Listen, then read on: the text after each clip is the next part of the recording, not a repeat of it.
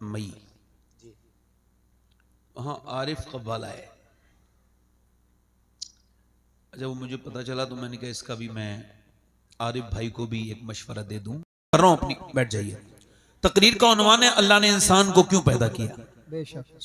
एक सवाल है मेरे जहन में, ये सवाल उभरा, फिर मैंने सोचा कि ये आपसे भी पूछूं ये सवाल।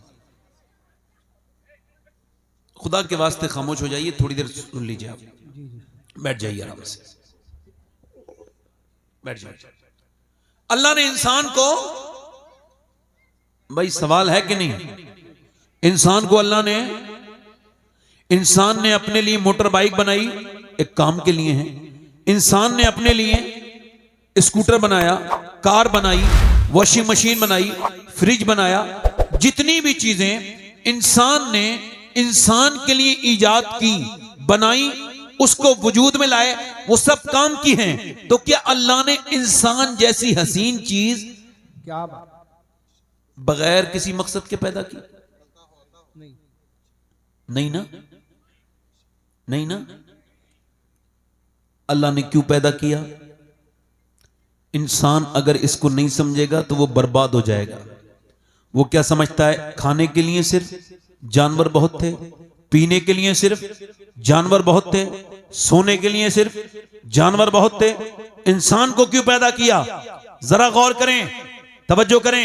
इमाम मालिक फरमाते हैं इंसान एक बार नहीं 2 बार पैदा होता है।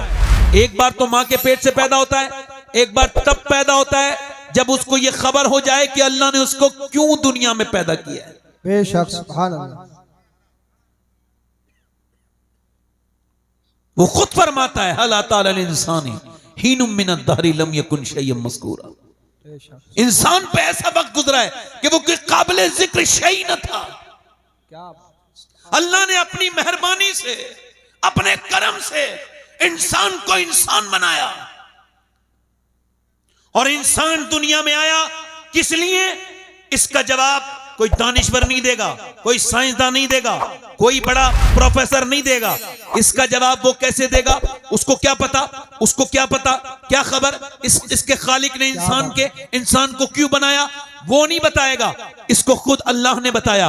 अल्लाह फरमाता है मैंने इंसान को आजमाइश के लिए पैदा किया, बेशक, सुभान अल्लाह, सुभान अल्लाह। अपनी इबादत के लिए पैदा किया।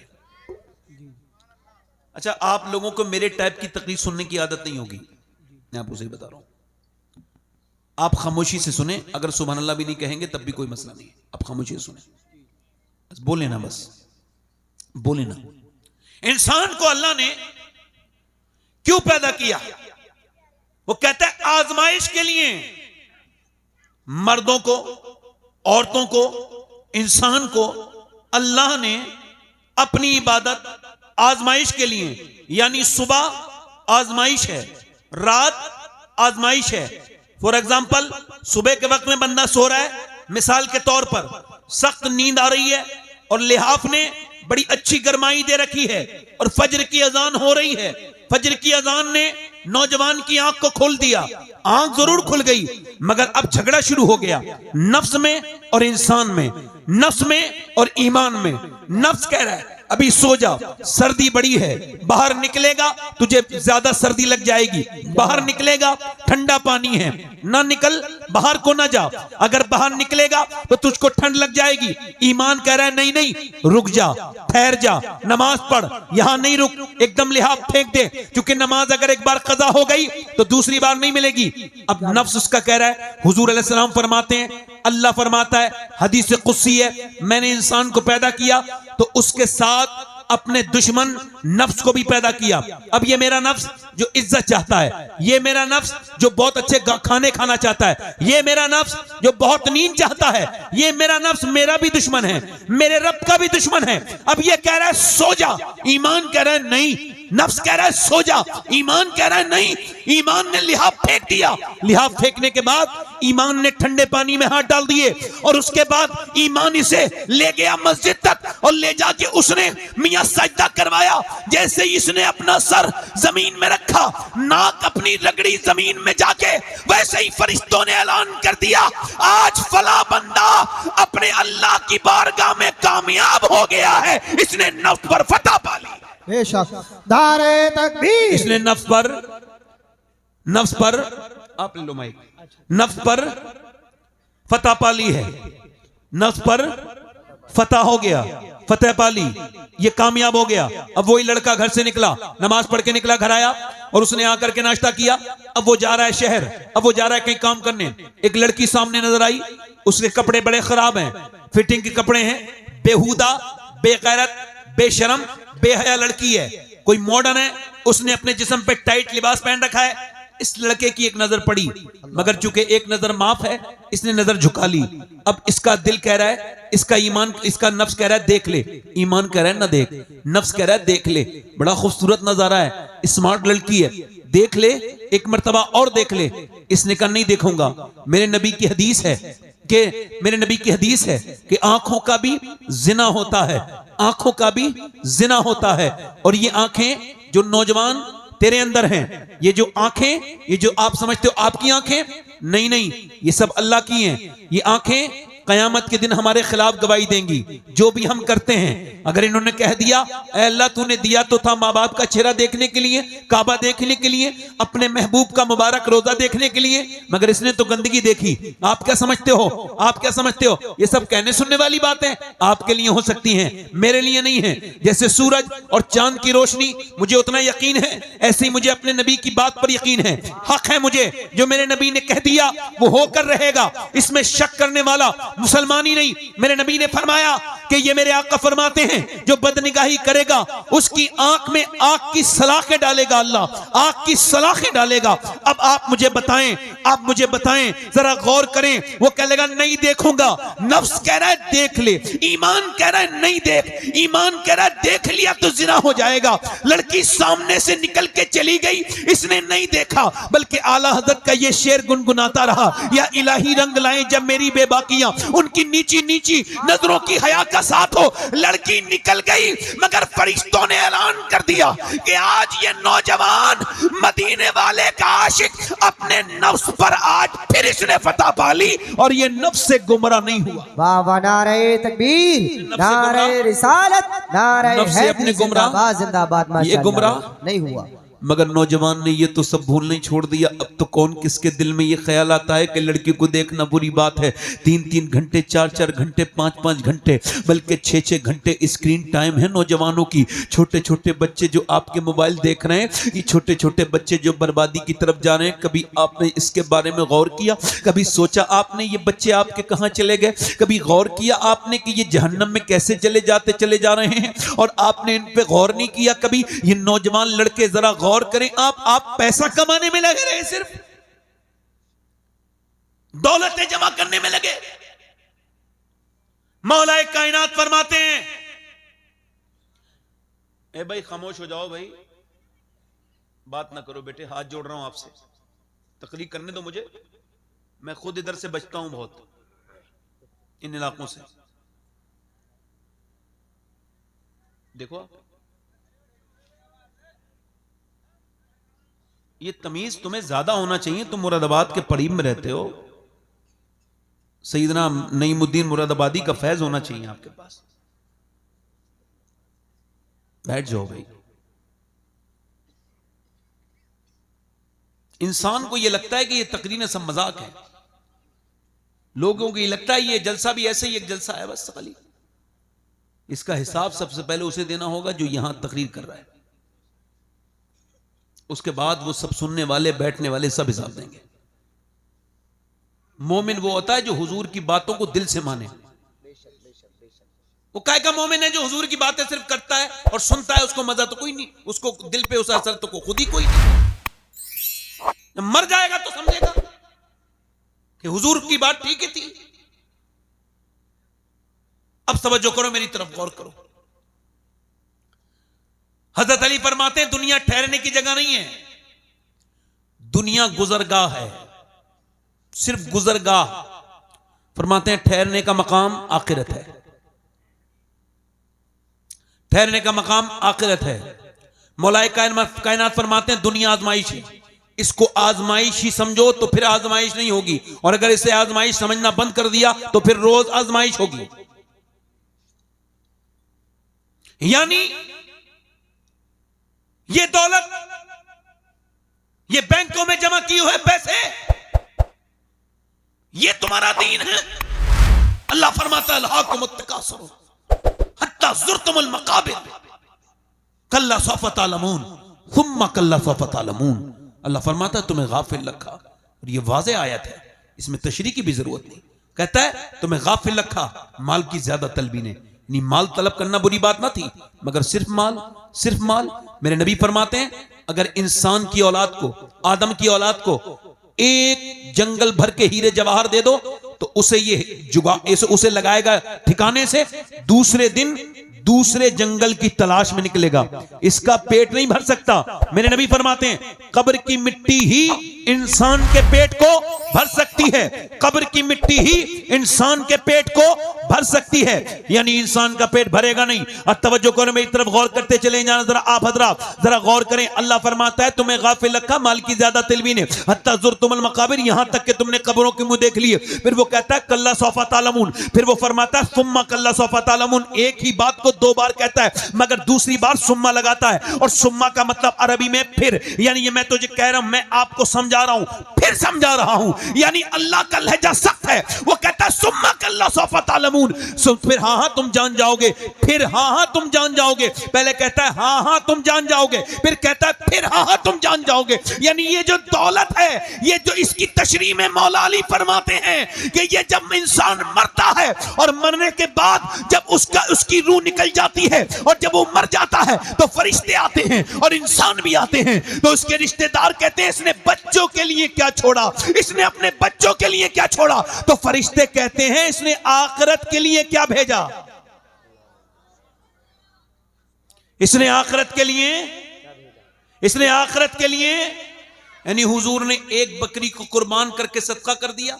जब सदका किया तो घर तशरीफ लाए, फरमाया मेरी आयशा ये बताओ क्या बचा है गोश्त कुर्बानी में जो हमने की, तो सदका किया उसमें क्या बचा, तो उन्होंने 3-4 बोटियां दिखाई प्याली में रख के, हुजूर ये बचा है। फरमाया आयशा ये नहीं बचा, बचा वो है जो अल्लाह की राह में खर्च हो गया। बेशक बेशक बेशक, बचा वो है जो अल्लाह की राह में खर्च हो गया है। अब ये जिंदगी इस तरह तो नहीं थी मियाँ जिस तरह हमने गुजारी। हमने अपने रब को नाराज कर दिया, हम अपने रब को नाराज करते चले गए। पड़ोसी मुल्क में एक लड़का था, गाना गाता था, मशहूर हो गया। 16 साल की उम्र में गाना गाते गाते मशहूर हो गया। 16 साल की उम्र में एक मर्सिडीज जीती, और एक मर्सिडीज जीती, फिर दूसरी मर्सिडीज, यानी उसने 1 करोड़ की कार खरीद जीती। उसके बाद उसने बहुत जीता, बहुत गाने गाए, बहुत कामयाब हुआ। बेहतरीन सुरीली आवाज, खूबसूरत चेहरा, नौजवान लड़का, गाना गाते गाते फेमस हो गया।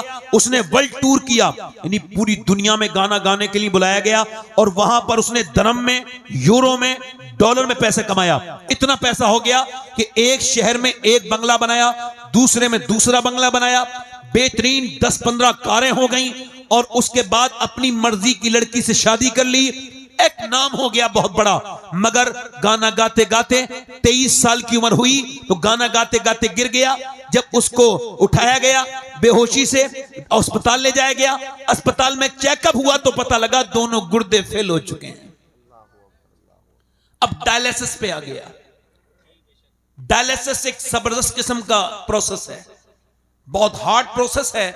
इसमें खून को निकाला जाता है एक मशीन के जरिए, उसके बाद उसको प्यूरिफाई किया जाता है, फिर अंदर डाला जाता है खून को, और इसमें 35 से 40 से, जैसे भी अस्पताल में इंसान कराता है वैसे ही होता है। ये उत्तराखंड में काशीपुर के पास एक लड़का आया 24 साल का, उसका ये जगह हिल रही थी, और मैंने पूछा ये क्या हुआ, रो के कहने लगा मेरे दोनों गुर्दे खराब हैं, मेरे बाप ने सारी जमीन बेच दी गुर्दे का इलाज कराते कराते, मगर मेरे गुर्दे ठीक नहीं हुए, हमारा मकान भी बिक गया, मैं अकेला हूं, अब मेरा बाप बिल्कुल रोड पर आ गया है, मेरे लिए दुआ कर दें। उसका चेहरा सूजा हुआ था गुर्दे खराब होने की वजह से, और वो रोने लगा।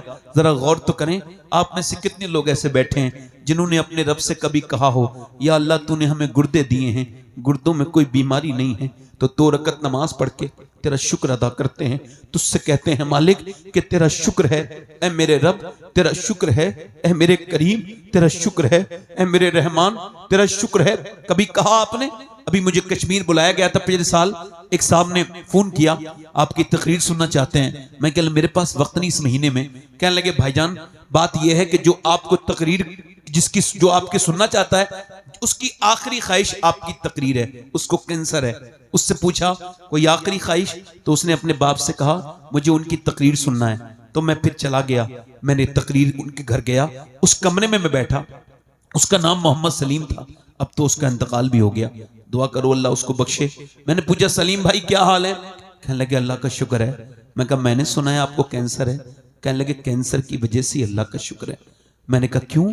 कहने लगे डॉक्टरों ने लिख के दिया है मुझे कैंसर है, इस वजह से शुक्र है। तो कुछ लोगों को अचानक मौत आ जाती है, कुछ अचानक मर जाते हैं एक्सीडेंट से, कोई किसी सूरत में मर जाता है। मगर मेरे अल्लाह का मुझ पर बड़ा फजल और करम है कि 2 महीने पहले डॉक्टर ने मुझे बता दिया कि तू मरने वाला है। तो चूंकि मैंने गुनाह बहुत किए हैं तो अब अल्लाह के सामने रोता हूँ। 2 महीने के बाद कब्र में जाऊंगा तो मैं तो एक अंधेरे कमरे में नहीं रह सकता, घुटन हो जाएगी, 2 दिन भी नहीं रह सकता। अंधेरी कब्र में ऊपर से तख्ते और उसके ऊपर से मिट्टी और उसके ऊपर से फिर वो सारी चीजें बंद करके चले जाएंगे। तो मैं अपने रब से कहता हूं मालिक कमरे से घबरा जाता हूं, मैं कब्र में कैसे रहूंगा, गुनाह बहुत किए हैं, तुझे मुंह कैसे दिखाऊंगा। कहता है बहुत बिलक बिलक के रोता हूं। कहता है बगैर कैंसर के भी नमाज पढ़ी थी मगर वो लुत्फ नहीं था जो कैंसर के जब से खबर मिली है। तो कहता है पहले तो बस वो नमाज थी, गया आके पढ़ ली, मगर जब अब अपना सर जमीन पे रखता हूं तो मेरी आंखें डबडबा जाती हैं, मेरी आंखों में आंसू ही आंसू होते हैं। यकीन जानो वो नमाज जिसमें 2 आंसू निकल जाएं और वो नमाज जो बगैर आंसू की नमाज है, वो क्या नमाज है? नमाज तो वो है जिसमें इकबाल कहता है कभी सरवा सजदा जो मैं हुआ कहीं तो जमीन से आने लगी सदा, तेरा दिल तो है सनम आशना, तुझे क्या मिलेगा नमाज में, तूने क्या नमाज पढ़ी। मेरे दोस्त मेरे भाई जरा बता, मैं तुझसे पूछता हूं, एक आदमी एक बुजुर्ग 80 साल का, उसको सांस लेने में कोई दिक्कत थी तो उसको अस्पताल में हॉस्पिटलाइज किया गया। तो उसको लगा ऑक्सीजन, 1.5 दिन में और 90,000 का बिल आ गया। जब 90,000 का बिल आया वो रोने लगा। उसको रोते देखते हुए उसके डॉक्टर ने कहा पैसे ज्यादा लगते हैं बड़े मियां, कुछ कम कर दें। कहा नहीं, मेरे अल्लाह ने इतना नवाजा है मुझे कि पूरा अस्पताल यहीं खड़े खड़े खरीद दूंगा। फिर रोते क्यों? लगा रोता इस वजह से हूं कि तेरी इस हवा से, ऑक्सीजन मशीन से मैंने 1.5 दिन सांस लिया तो तूने 90,000 का बिल बिठा दिया। मैंने कभी सोचा ही नहीं कि मैं 80 साल से अल्लाह की हवाओं में सांस ले रहा हूं कि सांस लेना कितनी बड़ी अल्लाह की नेमत है। बोलो कभी तुमने इस बात को सोचा, कभी गौर किया? दिल का चेकअप कराया 10,000 दे आए, दिमाग का चेकअप कराया 15,000 दे आए, गुर्दे की दवाई ले आई 10,000 दे आए। जिसने गुर्दे का इलाज किया, जिसने दिल का इलाज किया उसे करोड़ों लाख रुपए दे दिए, मगर जिसने गुर्दे फ्री में दिए उस मालिक को कभी सजदा भी नहीं किया। जिसने दिल फ्री में दिया कभी उस मालिक को न समझा, कभी अपने रब को न समझा, कभी न कहा मेरे रब कि तेरा शुक्र है, कभी कहा, कभी गौर किया। ये आपको पता है इंसान की नाक के अंदर यहां से एक रग है जो दिमाग तक जाती है, यानी वो हर इंसान के है। और न्यूरोलिस्ट कहते हैं, न्यूरोलॉजी वाले, और इसको कहती इंट स्पेशलिस्ट कि अगर नाक की रग बंद हो जाए तो दुनिया का कोई डॉक्टर, कोई मेडिकल साइंस मिलकर भी इस नाक की रग को ठीक नहीं कर सकते। और अगर ये बंद हो जाए तो ना खुशबू आएगी, ना बदबू, ना खाने की खुशबू, ना खाने की, ना किसी चीज की बदबू, ना फूलों की खुशबू आएगी। मुझे बताओ, ये पूरा मेडिकल साइंस मिलकर एक रग नहीं बना सकता।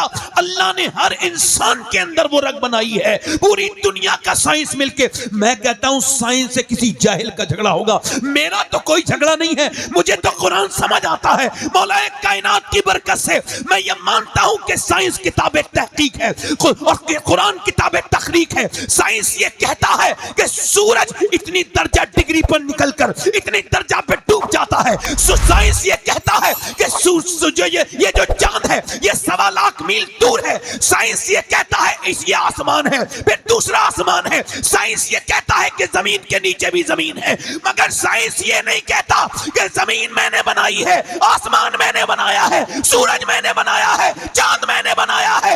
लोगों ने खुदाई के दावे भी किए कि मैं खुदा हूं, मगर किसी ने नहीं कहा जमीन मैंने बनाई, आसमान मैंने बनाया, सूरज मैंने बनाया, चांद मैंने बनाया। वो मेरा रब है जो अकेला कहता है जमीन भी मैंने बनाई है, आसमान भी मैंने बनाया। वाह भाई वाह, नारे तकबीर, नारे रिसालत, नारे हैदरी। हुजूर सैयद शबाहत मियां साहिब किबला, हुजूर सैयद शबाहत मियां साहिब किबला जिंदाबाद जिंदाबाद। माशाल्लाह माशाल्लाह, वाह वाह माशाल्लाह। यानी कभी इधर देखो, तवज्जो करो मेरी, ये तकरीर ना समझना, ये तकरीर नहीं है।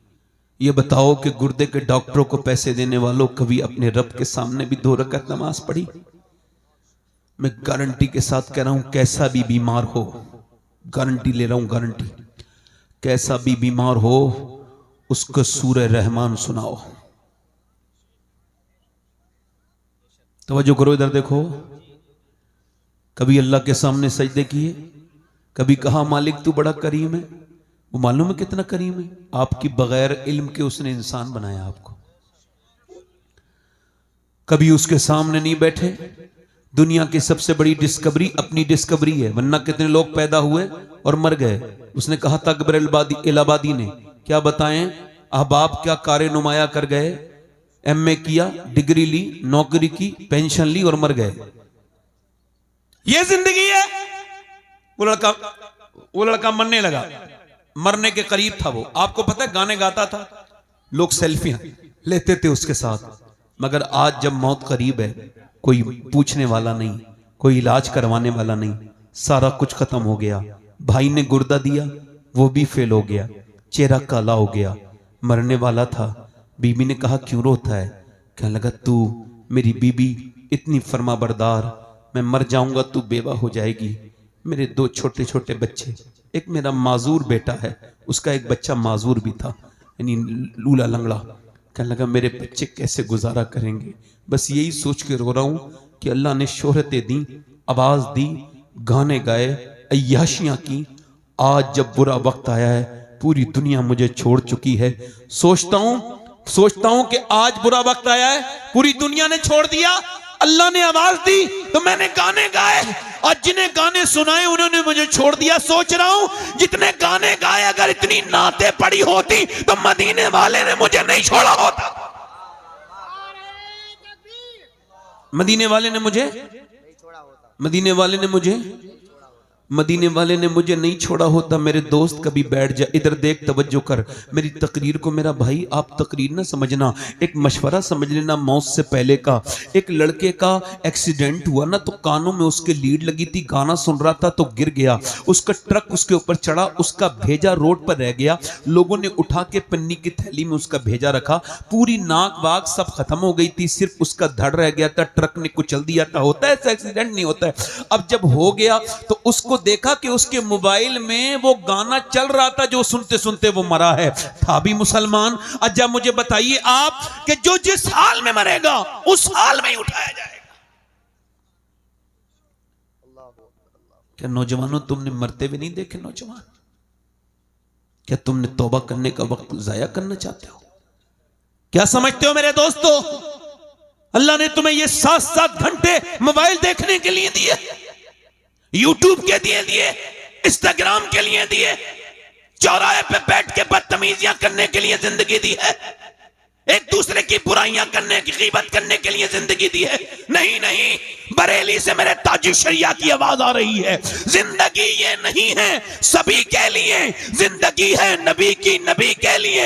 ना समझ मरते हैं जिंदगी के लिए, जीना मरना है सब कुछ नबी के लिए। ये तो पोते ने 100 साल के बाद कहा था, इससे बड़ी बात दादा ने 100 साल पहले कही। पोते ने कहा था जिंदगी है नबी के लिए। मेरे आला हज़रत बोले जमीनो जमा तुम्हारे लिए, मकीनो मका तुम्हारे लिए, चुनीनो चुना तुम्हारे लिए, बने दो जहां तुम्हारे लिए, हम आए यहां तुम्हारे लिए, उठे भी वहां तुम्हारे, उठे भी वहां जल्दी बोलो, उठे भी वहां। थोड़ी देर और बोलूं या खत्म कर दूं? दिल लगा के बोलो। दिल लग रहा है नहीं लग रहा है? हाँ, मैं थोड़ा डर रहा हूं भाई आप लोगों से। आपका वक्त, खामोश हो जाओ, बड़ा मसला है, तवज्जो करें। आजकल ये गिराफ बड़ा बढ़ रहा है कि मां बाप की नाफरमानी है ना, बढ़ रहा है ना। हुजूर से पूछा गया कयामत कब आएगी, कयामत? तो हुजूर ने फरमाया अल्लाह को पता है। फिर पूछने वाले ने पूछा हुजूर कयामत कब आएगी? उसको पता था, हुजूर को पता है। कहा हुजूर कयामत कब आएगी? मेरे हुजूर ने फरमाया अल्लाह के इल्म में। अर्ज़ किया या रसूलल्लाह कयामत की अलामत क्या है, कयामत कब आएगी? फरमाया जब लोग अपने माँ बाप की बेइज्जती करना शुरू कर देंगे कयामत आ जाएगी।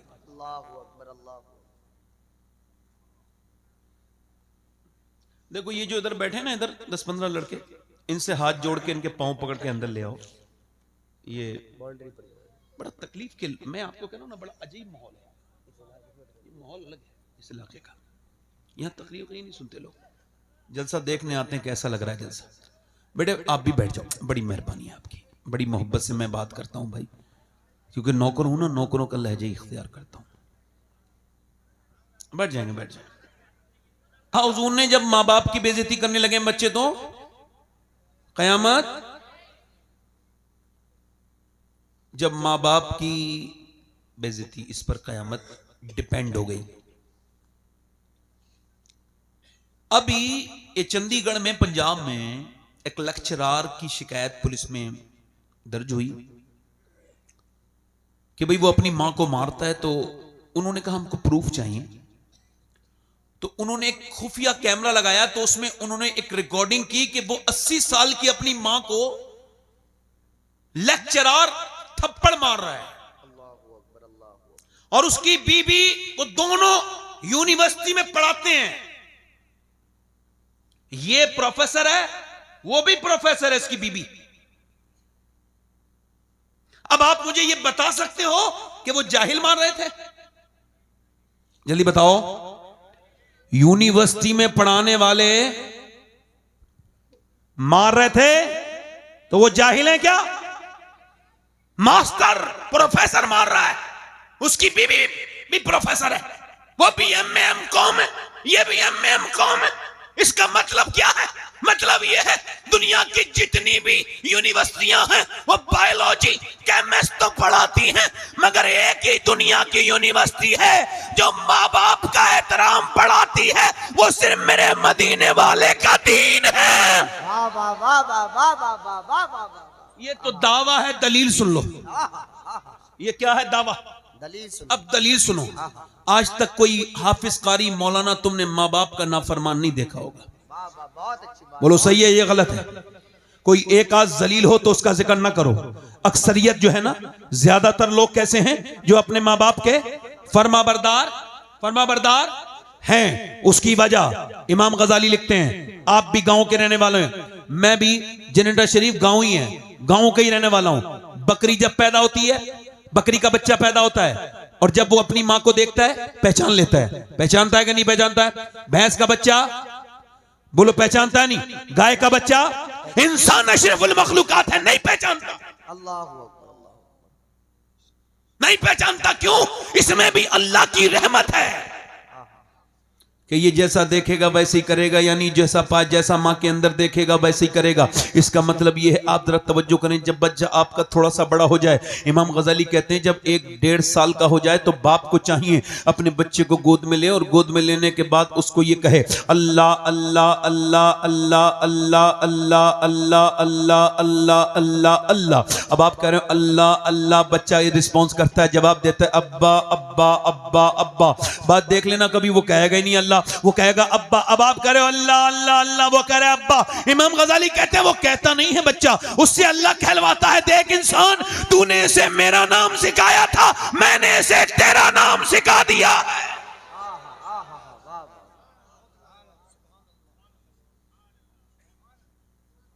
यानी मां अगर कुरान पढ़े, बाप अगर कुरान पढ़े, दिल्ली की सरजमीन से करीब में एक जगह पानीपत करनाल, बच्चा एक पैदा हुआ, रोने लगा, 1 महीना 2 महीना 3 महीना 4 महीना 6 महीने, 1 महीना 2 महीना लगातार रोता रहा। 1-2 महीने लगातार रोया। जब 1-1.5 महीना हो गया तो हजरत फखरुद्दीन बहाउद्दीन ज़करिया मुल्तानी के दामाद गुजर के जा रहे थे। कहने लगे साहब ये बच्चा जो रो रहा है ना, अपने मुरीदों से बोले ये रो नहीं रहा है बल्कि अल्लाह का सच्चा वली है और ये अल्लाह को याद कर रहा है। पैदा होते ही 1-1.5 महीने का बच्चा वली। कुछ मुरीदों ने कहा कैसे? का आओ दिखाता हूं। घर पहुंचे, कहने लगे कोई है? बाप निकल के आया, जी ये बच्चा आपका रो रहा है। कहा जी ये अल्लाह का वली है। कहा आपका दिमाग तो ठीक है, ना खुद सोया है ना सोने दिया है, मैं डॉक्टरों की दवाई कराते कराते परेशान हूं, ये रोता जा रहा है, आप इसे वली कह रहे हैं। कहने लगे आप मेरी गोद में लाएं, बुरा ना कहें बच्चे को। गोद में लाए, एक कान में कुछ पढ़ा दूसरे में कुछ पढ़ा, बच्चा खामोश हो गया। कहने लगे क्या पढ़ के दम कर दिया? अब बाद में बताऊंगा, पहले बताओ क्या इसकी मां कुरान की हाफिजा है? हाँ। तो सुनो, जब ये अपनी मां के पेट में था ना तो इसकी मां ने उठते बैठते चलते फिरते इतना कुरान पढ़ा कि वो 24 घंटे में एक कुरान खत्म करती थी। ये अपनी मां के पेट में कुरान सुनने का आदी हो गया। इसकी मां ने उठते बैठते चलते फिरते इतना कुरान पढ़ा कि बच्चे की रूह की गिजा अल्लाह का कलाम बन गई। जैसे ही पैदा हुआ बच्चा, मां जचगी में चली गई, गंदगी में चली गई, मां ने कुरान पढ़ना छोड़ दिया। अब बच्चे को कुरान की भूख लगी, तुम उसको खिलाते थे दवाइयां। मैंने एक कान में एक आयत पढ़ी, दूसरे में दूसरी पढ़ी, बच्चा खामोश हो गया। उसी बच्चे का नाम शरफुद्दीन बू अली शाह कलंदर पानीपती रदी अल्लाह तआला अन्हु है। जब मां पानीपत में कुरान सुनाए तो बेटा शरफुद्दीन बू अली शाह कलंदर बनता है, और जब मां मदीने में कुरान फातिमा सुनाए तो बेटा नेज़े पे चढ़ के करबला में कुरान सुना। वाह भाई वाह, नारे तकबीर, नारे रिसालत, नारे हैदरी, जिंदाबाद जिंदाबाद जिंदाबाद। माशाअल्लाह माशाअल्लाह माशाअल्लाह, वाह वाह वाह वाह। अब कुरान को लपेट के रख दिया कहां? अलमारी में। उसके ऊपर धूल चढ़ गई उसके अंदर, और वो जो मियां ने ताबीज दिया था वो उस पे कई बार मोमजामा हुआ है, उस पे कई बार खुशबू लगी है। वो जो मनहूस किस्म का मियां बैठा है सामने, वो औरत उसके सामने गई है, वो कह रही कोई फाल वाल खोलो, मेरा काम नहीं चल रहा। सामने बेहया बेशरम बे औरत बेपर्दा बैठी है और ये फाल खोल रहा है। उससे कहा नहीं तू क्यों मेरे सामने बेपर्दा बैठी है, तू ही सबसे बड़ी लानत है अपने घर के लिए।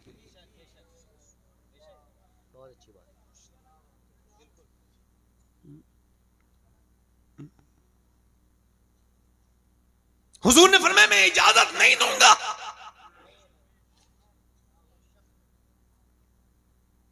कि अगर इमरान की बेटी मरियम हो और साथ में रहने वाला याह्या के बेटा जकरिया हो, मैं इजाजत नहीं दूंगा। सुन तो लो। अब आप इधर देखो, मियां का वो जो कुरान, वो जो ताबीज है ना, उसकी अहमियत कुरान से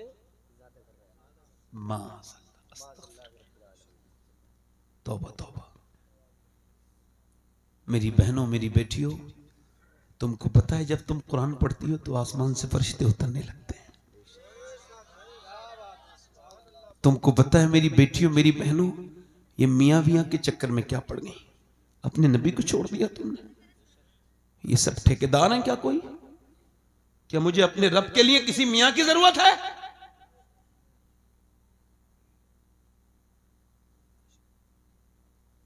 वसीला अच्छी बात है, तो क्या बिन वसीले मुझे रब नहीं मिलेगा? और वसीला मेरे लिए आमना का लाल है, वो दुनिया में भी वसीला है, आखिरत में भी वसीला है।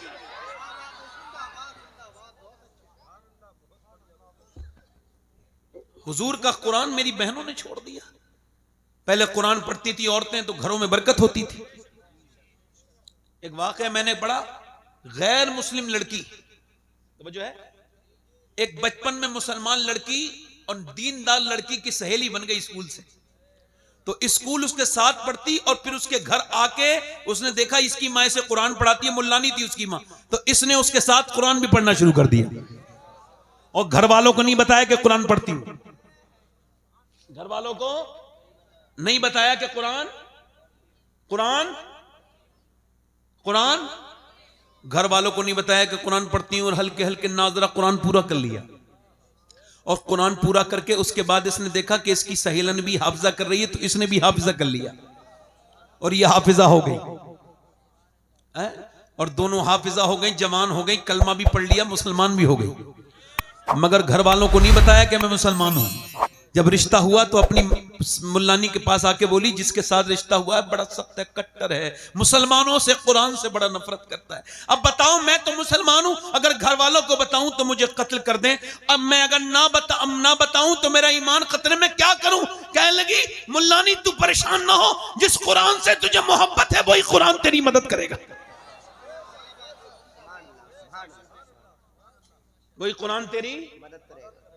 तो रुखसत होके जब गई तो मुल्लानी ने छुपा के तोहफे बना के ऊपर कुछ और रख के नीचे छुपा के कुरान दे दिया और कहा, ये मैं चाहती हूं कि ये तोहफा अपने घर जाके मेरी शागिर्द खोले। उसने कहा ठीक है, अपने घर जाके खोला, कुरान पढ़ने लगी। 2-3 बच्चे भी हो गए, वो ऑफिस में चला जाता, काम को चला जाता, ये कुरान पढ़ पढ़ के रो के कहती, मालिक मेरे बच्चों को और मेरे शोहर को भी जन्नती बना दे, इसके दिल में इस्लाम की मोहब्बत डाल दे। मगर मियाँ कुछ अल्लाह को कुछ और ही मंजूर था। 3-4 बच्चे हो गए, 3 बच्चे, मगर फिर भी कोई बात नहीं। मगर बीमार शोहर हो गया। एक दिन जब चेकअप करा के आया तो घर में हाथ पैर नीचे को डाल के डिप्रेशन में रोने लगा। बीबी ने कहा, क्यों रोता है, क्यों रोती है, बता, क्यों रोते हो, बताओ क्या बात है मेरे सरताज? बोला, बात यह है कि तुम कुछ दिनों में विधवा हो जाओगी और मैं बिल्कुल मर जाऊंगा। डॉक्टर ने कहा, तेरा कैंसर इतना खराब हो चुका है कि तू अब 1-8 महीने का मेहमान मर जाएगा। अपने बच्चों के सर पे हाथ रख के दहाड़े मार मार के रोने लगा कि मैं बर्बाद हो गया, अब मैं कैंसर का मरीज हूं, बचूंगा नहीं।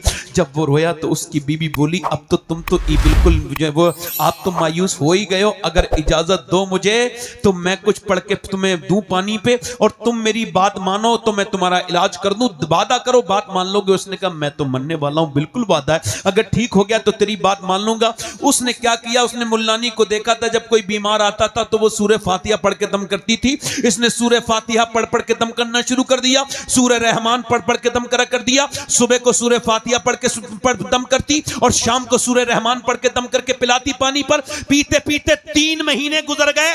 3 महीने के बाद शौहर जब चेकअप कराने गया और जब उसने डॉक्टर से चेकअप करा के घर आया तो रोने लगा। बीबी ने कहा, क्या हुआ? कहने लगा, डॉक्टर ने मेरी रिपोर्ट देख के कहा है, ऐसा लगता है तुझे कभी कैंसर था ही नहीं, तेरे जिस्म में अब कोई बीमारी नहीं है। उसने कहा, कोई बीमारी नहीं है, कोई बीमारी नहीं है। बीबी रोने लगी, कहा, मैंने आपसे कहा था मेरी बात मानोगे?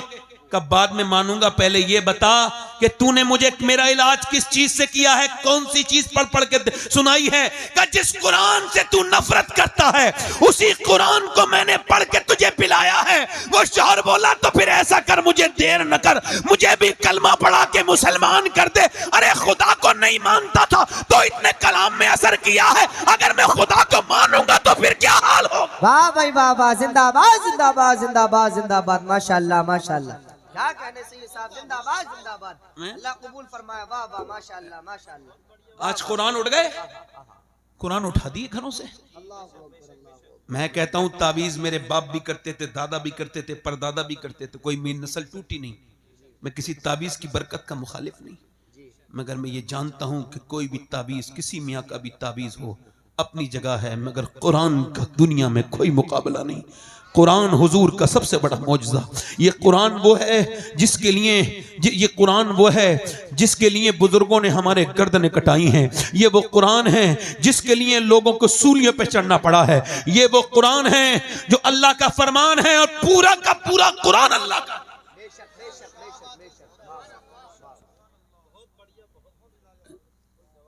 पूरा कुरान अल्लाह का है। दिल लग रहा है आप लोगों को? नहीं लग रहा? अल्लाह के रसूल की बेटी, जोर से बोलो सुभान अल्लाह। हजरत अली कहते हैं, मेरी शादी होने वाली थी। किसकी शादी? और एक हमारे यहां भी शादियां होती हैं, हमारे यहां भी शादियां होती हैं। ए बैठ जा बेटे, बैठ जा। आप ना देखें, मुझे बैठाने दें, कोई बात नहीं। असल में मैं आपको सही बताऊं कि अभी रात ज्यादा भी नहीं हुई है। बात यह है कि दिल लग रहा, आप लोगों को नहीं लग रहा है? बहुत अच्छी बात है, आपका दिल लग रहा है। अच्छा, आपका लगे ना लगे, मेरा लग रहा है। माशाल्लाह माशाल्लाह, अल्लाह का शुक्र है। मेरा तो रोज हुजूर की बातों में दिल लगता है। हजरत अली कहते हैं, मेरी शादी होने वाली थी तो क्या तैयारी हुई? हजरत अली कहते हैं हुजूर ने मेरा ज़रा बिगवाया और मेरी ही पैसे से जहेज बनवाया, मेरे ही पैसे से जहेज बनवाया।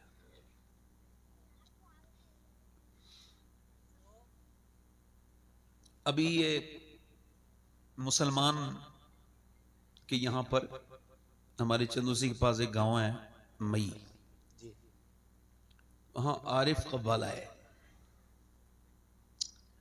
जब वो मुझे पता चला तो मैंने कहा इसका भी मैं आरिफ भाई को भी एक मशवरा दे दूं कि अब आपकी उम्र काफी हो गई है, हज भी कराए हो, कुछ शर्म भी करो। सामने एक लड़की बैठी है, उससे ये मुकाबला कर रहे हैं, तस्लीम आरिफ के नाम से जो मशहूर है कव्वाल। भाई आप इतने नेक इंसान हो, इतनी नातें आपने पढ़ी हैं, इतने बेहतरीन बेहतरीन वाकयात आपने पढ़े हैं, और आप ये करते हुए आपको कितने पैसे की जरूरत है? ये कव्वाला से मुकाबला करते हो, टोपी उतार देते हो, मतलब तो मुसलमान नहीं होते उस वक्त जब टोपी उतारते हो तो। मुसलमान और वो सब मई के लोग मुसलमान हैं, वो सब जो एक मुसलमान लड़की को बिठाल के मुजरा सुन रहे हैं उसका। मुसलमानों की ये शान है। मुसलमानों की शान तो ये, गैर मुस्लिम लड़की हुजूर के सामने आई, उसके सर पे दुपट्टा नहीं था, हुजूर ने फरमाया लो मेरी चादर ढक दो, सलमान फारसी से कहा मेरी चादर इसके सर पे ढक दो। अर्ज की हुजूर वो मुसलमान की बेटी नहीं है, गैर मुस्लिम की बेटी है, उसका सर इस लायक नहीं कि आपकी चादर रखी जाए। फरमाया वो है तो किसी मुसलमान की बेटी नहीं, मगर है तो किसी की बेटी। सलमान तू उसका सर ढक दे, अल्लाह तेरे गुनाहों को ढक दे। और तुम मुसलमान मई के तुम बेवकूफ हो, जहां जहां के कराते हो सबको कह रहा हूं, और जितने उस पर राजी हैं उन सबसे कह रहा हूं, और खास तौर से उन तस्लीम आरिफ से कह रहा हूं, मुसलमान हो, सुन्नी हो, हुजूर से इश्क रखते हो और बेहयाई करते हो सीधी सीधी, नाच गाने देखते हो सीधे सीधे। मेरी मां अम्मी आयशा कुरान पढ़ रही है, तवज्जो करो, कौन कुरान पढ़ रहा है?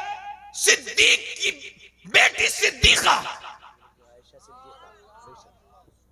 मेरे हुजूर की महबूबा बीबी सैयदा आयशा सिद्दीका। कहां कुरान कहां पढ़ रही है? मदीने में। कहां पढ़ रही है बोलो?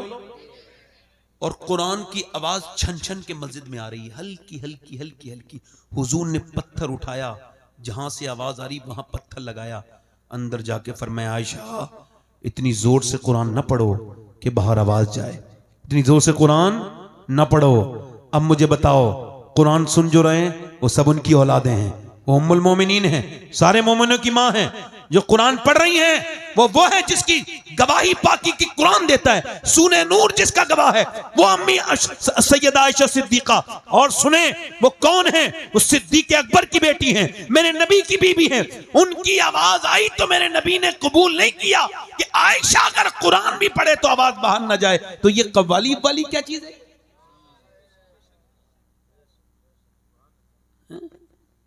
ये उनके लिए पैगाम इस वजह से भेजा कि ये काफी लोग आए यहां पे, ये पहुंचा देंगे उन तक, जरूर वो सुन लेंगे। और हमारे तो वो बड़े भाई हैं, उनसे हम बड़े भाई कह रहे हैं कि खुदा के वास्ते कोई शर्म हया करो। अब बूढ़े हो गए, तौबा कर लो, तुम्हें तो पहले ही तौबा कर लेनी चाहिए थी इस सब बातों से। हजरत अली कहते हैं कि मेरी निकाह होने वाला था, कहते मैं निकाह करके अपनी बीबी फातिमा के पास गया। पहली मर्तबा मैंने सैयदा के कमरे में जब कदम रखा तो उन्हें देख के रोने लगा। कोई बीबी को देख के रोता है अपनी? दूल्हा नहीं ना।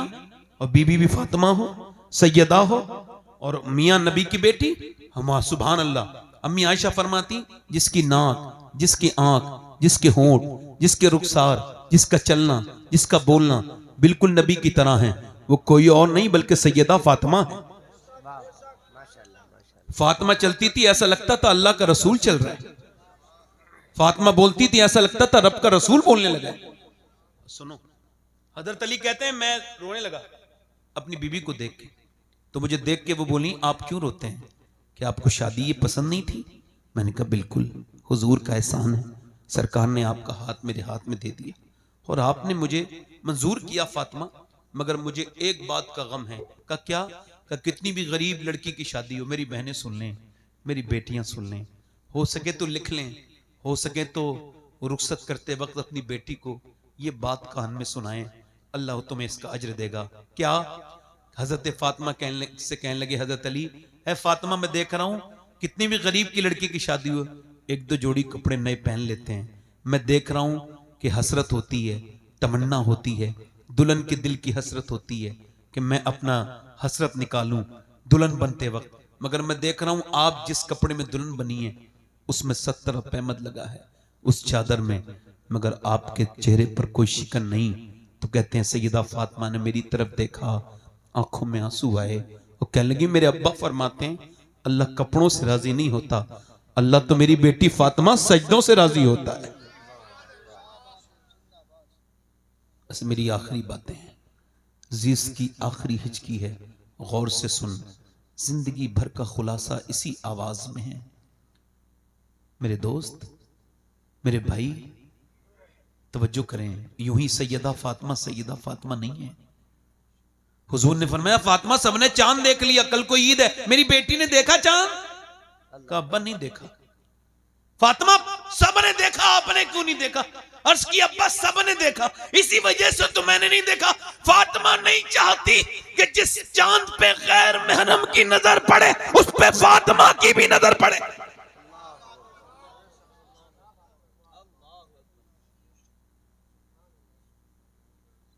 हुजूर की बेटी दुनिया से जा रही है, आखिरी बात सुन लो मेरी बहन सुन लो। दुनिया से वो जा रही है जिसने हसन हुसैन पाल के दिया दुनिया को, और हुजूर के बाद 6 साल 6 महीने तक दुनिया में रही, 26-27 साल की उम्र थी। हुजूर ने फरमाया जिसके दिल में मेरी फातिमा की मोहब्बत है वो जन्नती है, वो हाँ। दुनिया से जा रही हैं, रो रही है नबी की बेटी। हजरत अली कहते हैं मुझसे कहा आज मैं अपने अब्बा से मिल जाऊंगी। कहते हैं मैंने पूछा तो रोती क्यों है? अस्मा बिनते उमैस बैठी थी, हजरत अबू बकर सिद्दीक की बीबी, वो कहती मैं खादिमा थी उस दौरान। मैंने पूछा आप रोती क्यों है, क्या गम है आपको?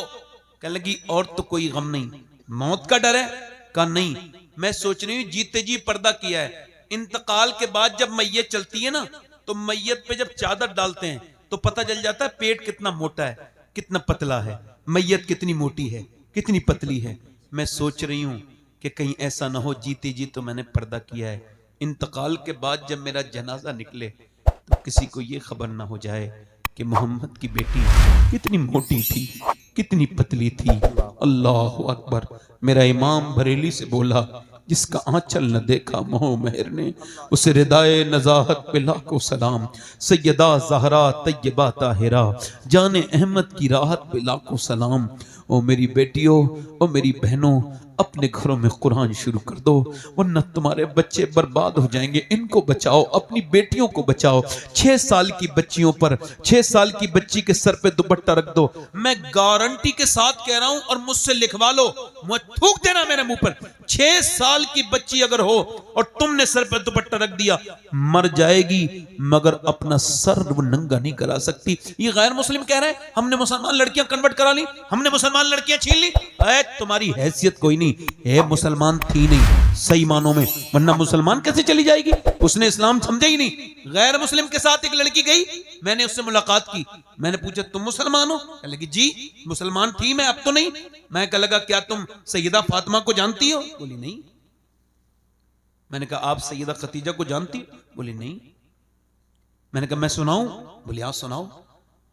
मैंने उसे एक एयरपोर्ट पे बैठ के 1 घंटे लगातार सैयदा फातिमा की बातें सुनाई, बचपन से लेके तक विसाल तक। आखिर में वो बदल गई।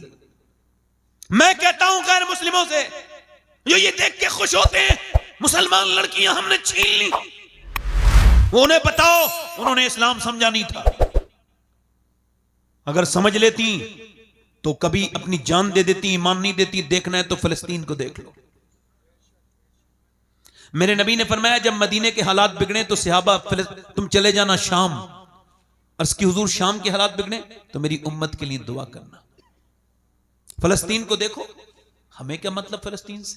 मगर एक बात बता रहा हूं आपको, फलस्तीन में 7000 बच्चे ऐसे मरे हैं जो 10 साल से कम उम्र के थे। शहीद हुए कितने? 7000।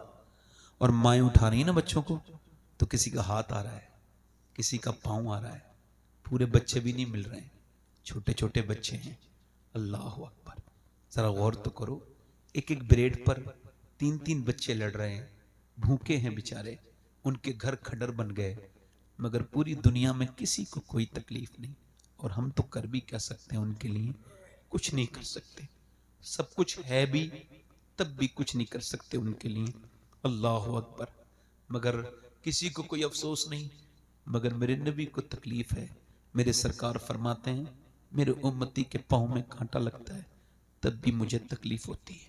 ये तो उम्मती हुजूर को भूल गए, हुजूर तो उम्मती को कभी नहीं भूले। मेरे सैयदी सरकार आला हज़रत फरमाते हैं कि आज भी गुंबद खजरा में मेरे नबी अपने उम्मत के लिए दुआ कर रहे हैं, हाथ उठा के दुआ करते हैं। अच्छा लगता भी है। मदीने जब जाओ तो वहां रहो तो ऐसा लगता ही नहीं कि जैसे कोई तकलीफ है, ऐसा लगता है कि बस आसानी आसानी है, बस जन्नत ही जन्नत है, बस सुरूर ही सुरूर है, बस बरकत ही बरकत है। हाँ, वहां से जब आओ तो जरूर रूह पड़ मिचलने लगती है। मैं कहता हूं फिलिस्तीन की वो लड़कियां, अल्लाह का शुक्र है कि मैं सैयद पैदा हुआ, अल्लाह का शुक्र अदा करता हूँ। इस पर मैं अल्लाह का फजल है, उसका शुक्र अदा करता हूँ। और मैं जो भी हूँ, जिस लायक भी हूँ, मैं किसी लायक तो नहीं, मगर अगर मुझे फिलिस्तीन की लड़कियों के जूते मिल जाएं, उन लड़कियों के जिन्होंने ये बयान दिया है, तो मैं अपनी कब्र में रख के उससे वसीयत कर दूं कि ये जूता जरूर मेरी कब्र में रख देना। ये उस बहन का जूता है जिसने ये बयान दिया। वहां की लड़कियां बयान ये दे रही हैं कि हम रात को सोते हैं तो बुर्का ओढ़ के सोते हैं। कहा क्यों? रात को तो कोई बुर्का नहीं ओढ़ता। कह लगे इस वजह से जब बम गिरते हैं तो मलबे में लाशें दब जाती हैं। हम ये सोचते हैं जब हमारे घर